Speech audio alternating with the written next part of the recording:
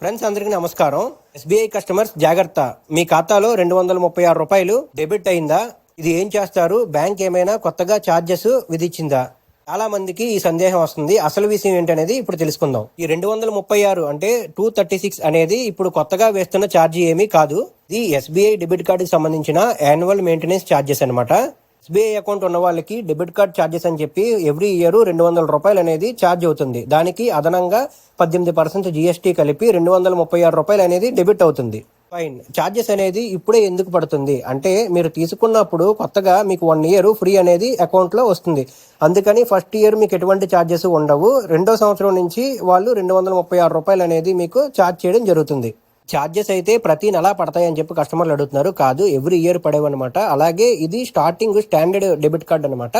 ఇంకా చాలా variants of debit cards ఉన్నాయి. ఇందులో చాలా హై అండ్ డెబిట్ కార్డ్స్ ఉన్నాయి. ఒక 1000 రూపీస్ వరకు ఉంటుంది అనమాట. మీ డెబిట్ కార్డు తక్కువ ఫెసిలిటీస్ ఉంటే గనక తక్కువ పడుతుంది. లేదంటే హై అండ్ డెబిట్ కార్డ్ అయితే గనక ఇంకా చాలా ఛార్జెస్ ఎక్కువ పడతాయి అనమాట. అలాగే డెబిట్ కార్డ్ నుంచి కాకుండా మీరు నేరుగా బ్యాంక్ వెళ్ళి అలా కాకుండా డిజిటల్ బ్యాంకింగ్స్, యూపీఐ పేమెంట్స్ అలా చేయడం వల్ల మీకు ఛార్జెస్ నుంచి ఎక్కువ బయటపడతారు. ఇలాంటి ఫైనాన్స్ విషయాలు తెలుసుకోవాలంటే మన ఛానల్ని సబ్స్క్రైబ్ చేసుకోండి, లైక్ చేయండి, షేర్ చేయండి. మీకు కట్ అయిందా కామెంట్లో చెప్పండి. Thank you for watching.